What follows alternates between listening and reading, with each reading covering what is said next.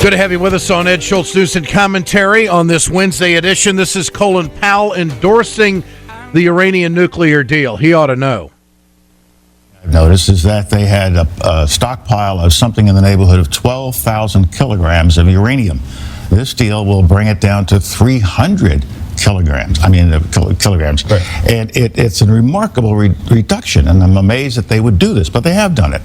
And with respect to their plutonium effort, the plutonium reactor at Iraq, which is now starting to operate, it's going to be shut down, except for minor parts of it, and concrete will be poured into the reactor core vessel. And so these are remarkable changes. And so we have stopped this highway race that they were going down, and I think that's very, very important. Now, will they comply with it? Will they actually do all of this? Well, they get nothing until they show compliance, and that's the important part of the arrangement. Well, I would imagine there's quite a few Americans out there, especially Republicans and conservatives, who want to make sure that concrete is poured, and they want to see the videotape of it, maybe even a live shot of the concrete being poured. It's all about verification. It's our best available option as I see it at this point. But one thing that was interesting about that interview with Colin Powell is that he gave numbers. We don't get numbers from Republicans. We just, like, for instance, as Tom Cotton, senator from Arkansas, he's constantly giving us generic talk that it's a bad deal, that it isn't going to work, that the Israelis hate it. And the numbers matter. And I think that was an important endorsement for the administration to get. Steve Clemons joins us, who is the Washington editor-at-large of The Atlantic. Steve, good to have you with us.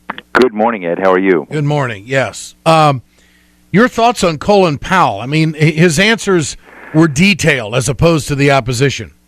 Well, I mean, Colin Powell is one of the greatest generals and greatest diplomats in modern American history, and he is no pushover. I know him well. He is thoughtful, he's considerate, but he is tough as steel. And so to have the administration have people like Colin Powell, have people like General Brent Scowcroft, who was, these two men were probably the most important around George H.W. Bush when the Cold War was coming to a close and dealing with very tough, hard-minded issues. And so Powell's endorsement and the specificity that he's gone into, just like the president did. I mean, frankly, Powell was just simply replicating the specificity of what we saw Barack Obama do in that amazing press conference one time. So, you know, as people kick around the deal and you listen to Tom Cotton, Cotton's viewpoint is there's no deal that could ever work with Iran, so details don't matter. Iran is a bad country, bad in its soul, and so we shouldn't be dealing with a country like that. It's a very different kind of objection. Well, with Mikulski coming forward as the 34th Senate Democrat, what does this mean? Is this now It's a done deal. I mean, I think we're up to 38 senators now that have expressed public support, so we're well over that. What people are trying to shoot for, although I think it's likely not to happen, is they're trying to get 41 senators. Joe Manchin comes out tomorrow and will express his position one way or another, and as I've written recently and said on MSNBC, Manchin is wobbling.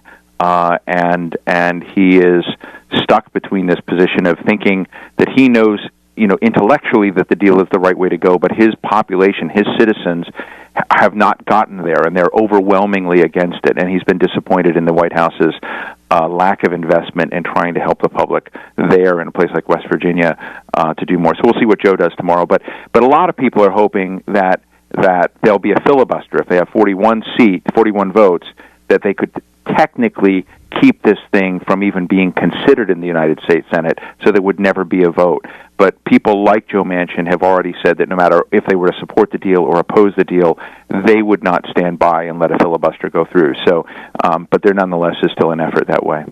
What about the Logan Act that deals with the scope of foreign policy and the restriction on elected officials circumventing any president? What about that?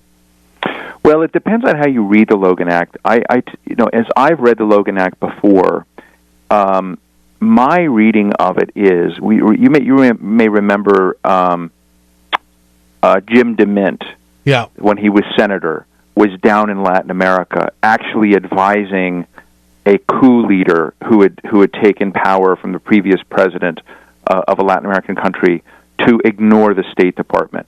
And that was one of the most egregious examples of violations of the Logan Act I had ever seen.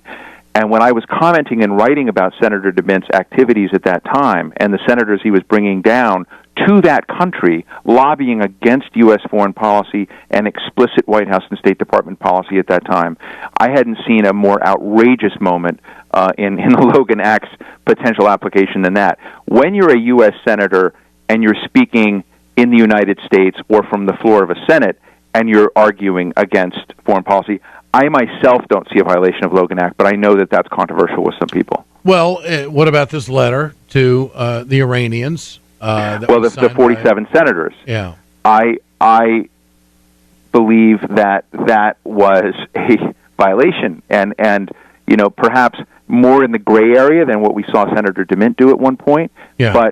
But in that letter, when you look at the functions of government and how they operate with one another. Perhaps this is too wonky for your listeners, and I apologize.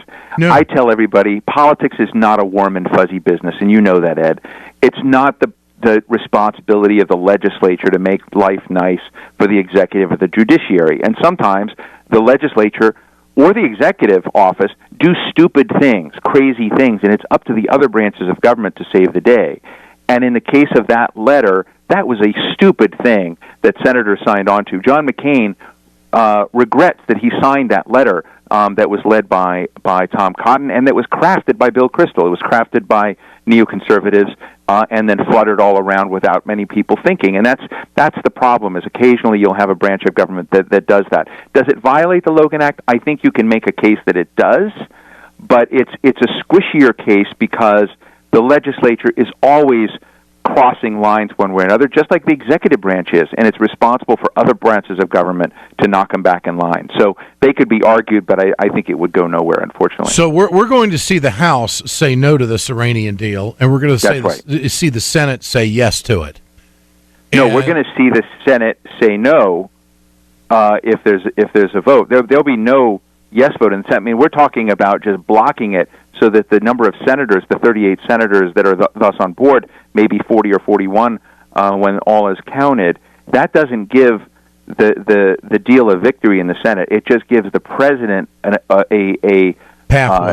votes to keep them from overriding his veto. He will veto both the Senate and the House resolutions that disapprove of the Iranian veto. So there'll be no victory in the Senate. This will be a victory through veto, not a victory by votes.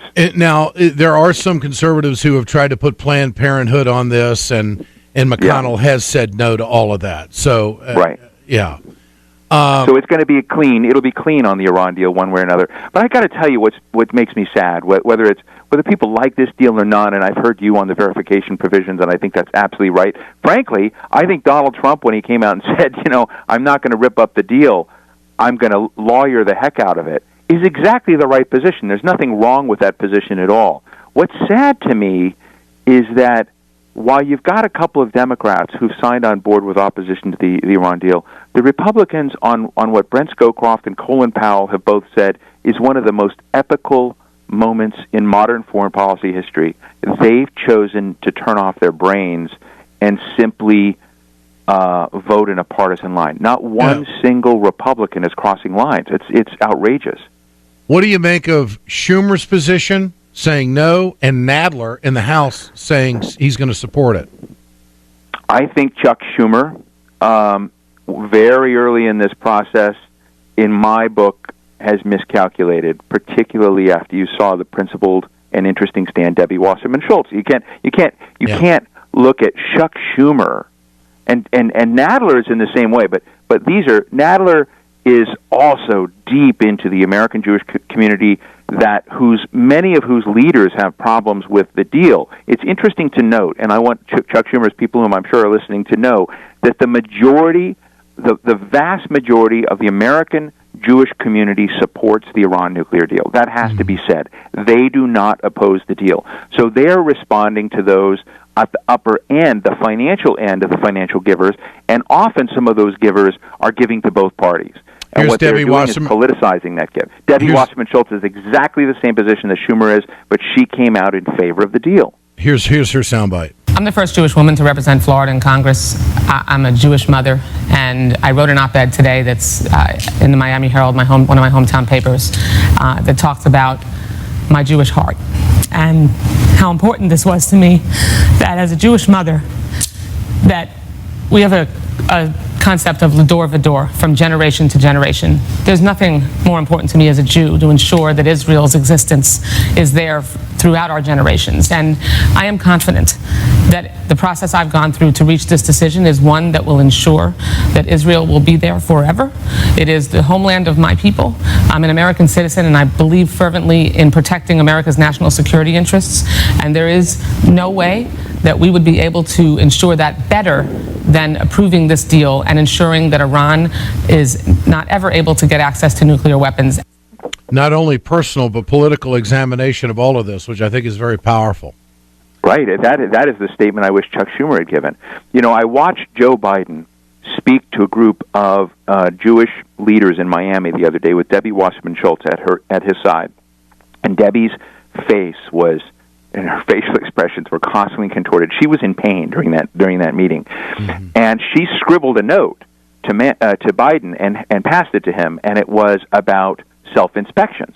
And one of the big worry points that she had was about the Parshen military complex, and this notion of where the AP did one of the worst reporting jobs of all time and reported that the IAEA had done a secret deal that allowed the Iranians to self-inspect and to report back to the IAEA, and this was done, and this leaked out. Incredibly bad reporting job. And Debbie Wasserman Schultz was up in arms about it. And then when she came out and made her statement, which you just shared, yeah, she said that she went through a long intelligence briefing, and she said, I can't go into the details, but I now know there are no Iran self-inspections. She worked it. She dug into this, and I wish Senator Schumer had done the same thing. If he is to become leader of the Democrats in the United States Senate, he needs to dig down. And Debbie Wasserman Schultz, Jerry Nadler, and others dug down into this, and I admire it greatly. Steve Clemons, The Atlantic, always great to visit. Thanks, Steve. Thank you, Ed. It. You bet. This is Ed Schultz News and Commentary. We're back tomorrow.